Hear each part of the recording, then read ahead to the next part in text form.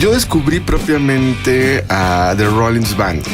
Ese digamos que fue como mi primer contacto. Digo, obviamente ya tenía como los antecedentes en la secundaria de los Sex Pistols y The Clash y los Ramones, ¿no? Que son así como los grupos obligatorios de la secundaria.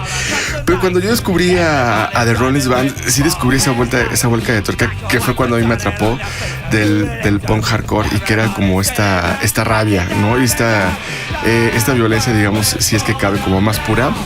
Y ese fue mi primer acercamiento. Entonces, había algo como mucho más cáustico que el punk de cepa, por así decirlo. Y fue ahí cuando me empecé a obsesionar, pero tremendamente. Es una obsesión así patológica por Rollins Band, por Henry Rollins, por todo lo que implica él. O sea, ahí empezó mi enamoramiento con Henry Rollins. Pero bueno, fui descubriendo que él había sido uno de los vocalistas de Black Flag. Entonces como que fui en retrospectiva a partir de ver un video de Rollins Band, que era el de Disconnected, me acuerdo, y empecé a obsesionarme y bueno, llegué a los orígenes o a la génesis del hardcore, ¿no? Pues que empieza con Black Flag y con toda la escena de DC, de Washington DC, que digamos que California y Washington son como los estados, digamos, más emblemáticos, ¿no? del hardcore. Él es Wenceslao Bruciaga, uno de nuestros invitados y más queridos. En esta ocasión, Wenceslao nos cuenta de los orígenes del punk hardcore, puesto que en la revista de la Universidad de México, este mes, proponemos una serie de programas sobre los orígenes de algunos géneros musicales. Vamos a explorar cómo la historia de la música y sus orígenes es también la historia de la humanidad. ¿Qué es el punk hardcore y cómo se diferencia del punk, aquel de The Clash o los Sex Pistols, melódico y también inconforme? ¿Qué nos dice el punk hardcore sobre la humanidad?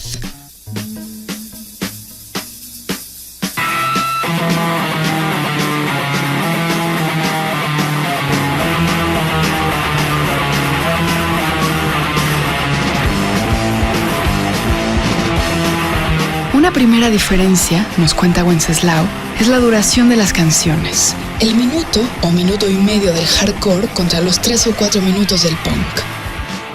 La segunda sí creo que es la violencia rítmica, ¿no? Que para mí, aclaro, no me voy a meter ahí como en discusiones metafísicas, pero para mí creo que es la verdadera esencia del punk. Es decir, si tiene como esta violencia endémica que lo extrapola muy bien a las guitarras y al ritmo. Finalmente, a ver, seamos honestos, o sea, los Sex Pistols es una gran banda emblemática, pero creo que es más lo que representa para la historia del punk que lo que realmente fueron. O sea, si somos honestos, fueron una boy band hecha por Malcolm McLaren y Vivian Westwood, ¿no? O sea, la que luego diseñó el vestido de novia de Carrie Bradshaw. O sea, ese es el origen del punk. Entonces, eso genera mis dudas. Y The Clash, que son grandes sin duda, y para mí el London Calling es un gran disco, pero para mí su genialidad fue el involucramiento como de otros géneros, precisamente como el reggae, el two-tone, ¿no? Incluso el dub, por ejemplo. Entonces se volvió más ya una cosa como mucho más experimental. La ideología del hardcore es menos pretenciosa que el punk tradicional, el punk anarquista, aquel de hazlo por ti mismo, que se comercializó y a la fecha es un rito de paso y tal vez una moda más estética que ontológica. El punk, dice nuestro invitado, más que encarnarlos, escupe ciertos conceptos. El hardcore, en cambio, es más bien la acción. Sí es un género que realmente sí se manifiesta contra el sistema, pero desde abajo. Hay un documental muy bueno que se puede ver, está en Netflix, que se llama Los Punks, así tal cual, y que de alguna manera sigue siendo, o te refleja muy bien cómo sigue vigente. No sé si la ideología, porque esa palabra de pronto me conflictúa, pero pues vamos, el pensamiento del hardcore, y son esos toquines punks en patios de casas, ¿no? que pasan en 2017, 2016. Y es muy interesante porque justo es lo que también me gusta mucho del hardcore, como que no quiero caer como en estos pensamientos puristas, pero vamos, como que no ha sido muy bien o no ha terminado de asimilarse por el mainstream, ¿no? al final sí ha logrado mantenerse en la marginalidad. No sé si esto sea una virtud o no, pero ha estado ahí por distintas circunstancias. Nunca ha sido realmente absorbido por el mainstream. Porque sí es difícil entrarle al hardcore. O sea, digo, hablo de Black Flag porque es la banda insignia y la banda que a mí me apasiona, pero si piensas, por ejemplo, en los Dead Kennedys o en los Circle Jerks, en Rite Springs, que aparte, si se fijan, también son grupos anclados en la destrucción del sueño americano. O sea, nunca hubo una escena de hardcore como tal en Inglaterra, por ejemplo, que sí apostaban como buenos ingleses como mucho más a la estética, ¿no? Y que está bien, digo, me encanta, pero el hardcore tiene como una cercanía más con las raíces urbanas. De ahí que se le compara mucho. La analogía es un tanto conflictiva, pero se dice que es como el hip hop de los blancos o que el hip hop es como el hardcore de los negros, ¿no? Justamente por este anclaje que tienen con el pavimento y con las clases medias bajas o más bien bajas. Ahora que retomaba el tema con la biografía de Black Flag, pues los integrantes como Greg Ginn, el mismo Keith Morris, decían que un poco la velocidad tenía que estar porque no sabían tocar la guitarra, entonces como sacaban los acordes. Eso por un lado. Y otra cosa muy interesante también, cada vez que leo la historia me emociona porque parte de la duración de las canciones, que es de 1 minuto, por ejemplo, era porque pues una vez establecido el género era muy violento y los conciertos eran muy violentos. Entonces decía Henry Rollins que tenían que tocar el mayor número de canciones antes de que llegara la policía, ¿no? Porque llegaba la policía y entonces se armaba ahí un desmadre. Y entonces era esta idea de sacar el concierto lo más rápido antes de que llegara la policía. Entonces no son como, digamos, características deliberadas, ¿no? Sino que sí hubo una circunstancia social que determinaron la duración de las canciones o la fuerza, la brutalidad de cómo se ejecutaban los instrumentos.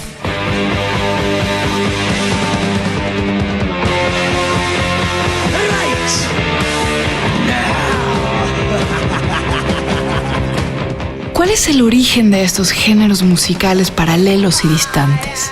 ¿Cuál fue primero?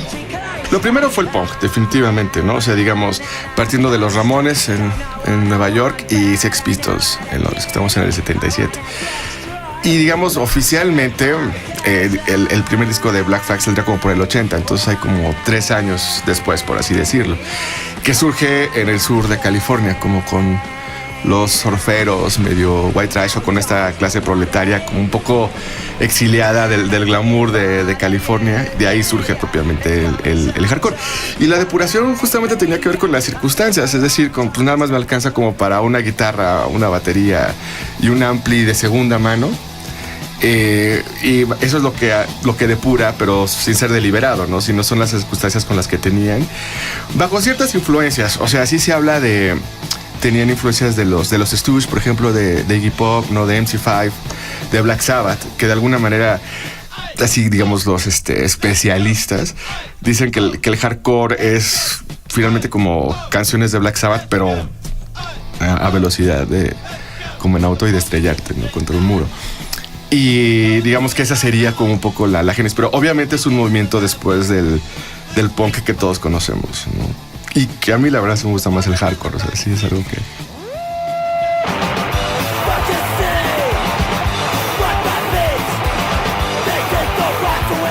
Las guitarras atascadas del hardcore son precursoras del metal y lo distancian de las guitarras más amigables del punk.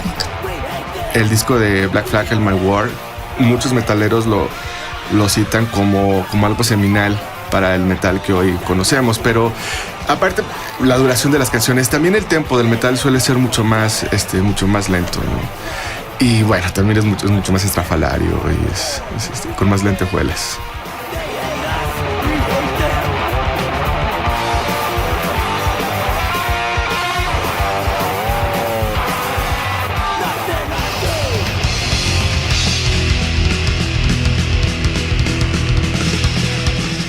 ¿Con qué conecta el hardcore? Además de con los hombres, como insiste Wenceslao, si bien es cierto que hay algo de homoerotismo, ¿qué sensaciones, qué sentimientos, qué estados psicológicos alimentan el flujo entre el hardcore y su público? hace poco, relativamente poco, no sé, como un año, por ejemplo, que fui a un concierto de Agnostic Front en Los Ángeles. Era muy chistoso porque éramos así, bueno, había chavos o jóvenes de 20 años, pero también cuarentones o cincuentones entrándole al mosh pit, ¿no? Entonces ahí dije, esto como que no pasa de moda, decir, eso de la transición, como que nos quedamos en la transición más bien, ¿no? O sea, sí hay como algo de fuente de juventud en el hardcore, porque te remonta como a esa violenta ingenuidad de la adolescencia, ¿no? Eso a mí me gusta mucho, por un lado. Y lo del homoerotismo, totalmente cierto. El mismo Henry Rollins lo dijo una vez en una entrevista, que se le hacía entre absurdo y patético ver a muchos hombres semidesnudos ahí chocando unos con otros. Dijo, ya, más bien apaguen la luz o sea, y empiecen a hacerlo, ¿no? O sea, no sean tan timoratos. Entonces sí había, ellos mismos se burlan de que es muy homoerótico, pero pues al mismo tiempo con esta represión propia del machismo occidental, ¿no? Pero vamos, a mí esas cosas se me hacen bastante divertidas y terapéuticas. O sea, sí, cuando sales de un concierto de hardcore sales agotadísimo, ¿no? O sea, quemas muchas calorías y también como que sacas toda la rabia. Porque creo que la rabia no es propia de la adolescencia. O sea, yo creo que más bien la rabia es como una especie de condición humana que más bien conforme vas creciendo la vas canalizando de distintas formas, ¿no? Pero algo que sí tiene el hardcore es que como que no pierde esa vigencia, o estos canales sonoros y carnales de canalizar la violencia. Y una violencia que también es muy condicionada, pues, como por el sistema, y sobre todo el gringo totalmente imperialista, o ahora que está tan de moda la palabra neoliberal, que como que sí tiene efectos. Y se puede muy bien, notar muy bien en las sociedades gringas. Entonces, obviamente, no siempre tienes la posibilidad económica como de vivir el sueño americano, y justamente lo que hace el hardcore es como inventarse un sistema paralelo al que ya existe, en el que conviven pues tanto diversión como excesos. ¿Será que este tipo de género musical pone de manifiesto la rabia? ¿Podríamos pensar que la rabia empieza a expresarse con música como el hardcore? ¿Y que el hardcore tiene entonces su origen en la rabia de una sociedad decepcionada por antiguos ideales? Sí, era una rabia totalmente urbana, anclada, o más bien como establecida con los códigos urbanos, ¿no? Con la intolerancia de las calles, o con esta onda de sobrevivir, ¿no? Al pavimento. Obviamente en barrios difíciles, porque pues no. Aunque es interesante, nada más voy a desviar tantito, porque la escena de hardcore que surgió en Washington DC, esa sí es muy particular, porque sí eran como niños ricos, pero hijos como de generales militares o de gente involucrada como con la Casa Blanca. Entonces ahí era como una rebeldía realmente como con un sistema que envolvía a estos chavos, pero es muy particular y no se dio como en otras partes del mundo. Pero sí creo que era una rabia, y saben que sobre todo como una rabia de desencanto del mismo punk, que no tenía mucho, que tenía como 3 años, pero fue un movimiento que se agotó muy rápido. A mí también me llama mucho la atención como el punk, siendo como de lo que más se habla, pero creo que también ha sido de los movimientos que más se asimilaron, o sea, que más rápido se asimilaron, ¿no? Se comercializó, pero en 3 minutos, o sea, eso es impresionante. El hardcore no se termina de comercializar. Llegamos al fin del programa. Para leer más sobre Orígenes, les recomendamos los artículos La oscuridad de la noche y el origen del universo, de José Edelstein, y El paisaje paricutinio, de Marina Sagua. Ambos textos se encuentran en el número de este mes de la revista de la Universidad de México. Consulten en el sitio web www.revistadelauniversidad.mx. En Twitter y en Facebook nos encuentran como @revista_UNAM. Y escríbanos sobre este programa a @shubidubi. Gracias a Yael Baiz, a Miguel Alvarado y a Andrea González. Yo soy Elvis Liceaga. Hasta pronto. Este programa es una coproducción de la Revista de la Universidad de México y Radio UNAM. En el papel, en la pantalla, en las ondas y en la web. La Revista de la Universidad abre el diálogo. Radio UNAM. Experiencia sonora.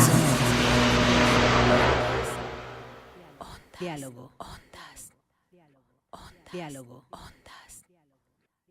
Diálogo.